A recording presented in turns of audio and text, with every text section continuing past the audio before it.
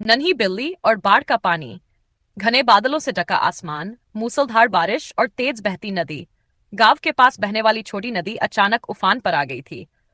पानी का बहाव इतना तेज था कि कोई भी उसके पास जाने की हिम्मत नहीं कर रहा था। इसी बीच गांव के एक पुराने पेड़ की जड़ के पास एक नन्ही बिल्ली फंसी हुई थी। सफेद और भूरे रंग की वो नन्ही सी बिल्ली डर के मारे कांप रही थी। उसकी छोटी छोटी आंखों में डर साफ छलक रहा था। वो पानी से बचने के लिए एक पत्थर पर चढ़ गई थी, लेकिन पानी का स्तर लगातार बढ़ता जा रहा था।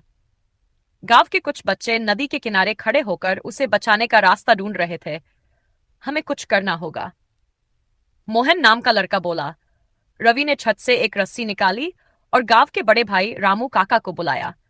रामू काका मजबूत थे और तैरना भी जानते थे। उन्होंने रस्सी अपनी कमर से बांधी और धीरे धीरे पानी में उतरने लगे। पानी बहुत ठंडा था और बहाव तेज, लेकिन वे हिम्मत नहीं हारे। थोड़ी ही देर में वे उस पत्थर के पास पहुंच गए जहां नन्ही बिल्ली कांप रही थी। उन्होंने उसे धीरे से अपनी बाहों में उठाया और इशारा किया कि रस्सी को खींचा जाए। गांव वालों ने मिलकर रस्सी खींची और धीरे धीरे रामू काका और बिल्ली दोनों सुरक्षित बाहर आ गए। जैसे ही बिल्ली ने जमीन पर पैर रखा, उसने म्याऊं म्याऊं करके अपनी खुशी जताई। मोहन ने उसे गोद में उठाकर प्यार से सहलाया।